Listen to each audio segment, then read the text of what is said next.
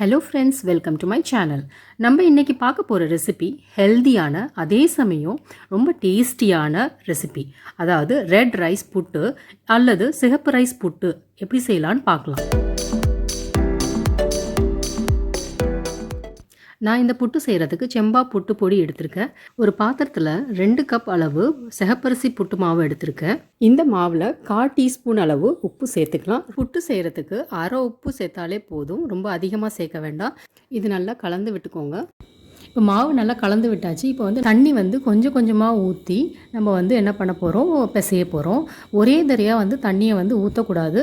கொஞ்சம் கொஞ்சமாக தெளித்து நம்ம மாவை பிசையணும். கட்டி இல்லாமல் நம்ம பிசைஞ்சாதான் புட்டு ரொம்ப நல்லாயிருக்கும்.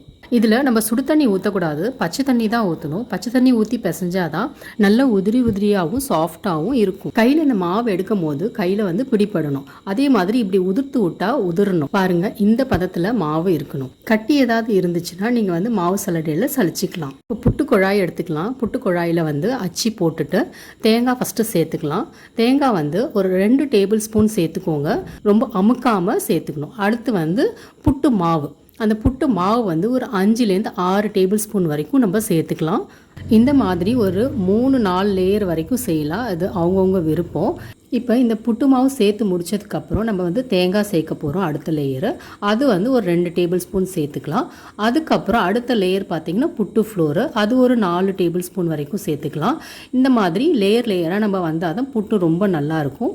இப்போ லாஸ்ட்டாக தேங்காய் அதில் சேர்த்து வச்சிடலாம். கடைசி லேயராக நம்ம தேங்காய் சேர்த்தாச்சு. தேங்காய் சேர்த்து முடிச்சுட்டு நம்ம மூடி வச்சிடலாம்.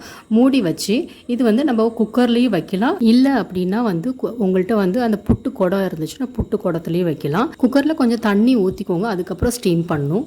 இது ஒரு 10 நிமிஷம் ஸ்டீம் பண்ணிடலாம். மூடி ஓட்டையிலேருந்து ஆவி வரும். அதுக்கப்புறம் நம்ம ஸ்டவ்வை ஸ்விட்ச் ஆஃப் பண்ணிடலாம். இப்போ புட்டு நல்லா வெந்துருச்சு. இப்போ ஓப்பன் பண்ணி ஒரு குச்சி இல்லைன்னா ஒரு கம்பியை வச்சு நம்ம பின்பக்கமாக குத்தி விட்டோன்னா ரொம்ப அருமையான சிகப்பு அரிசி புட்டு ரெடி.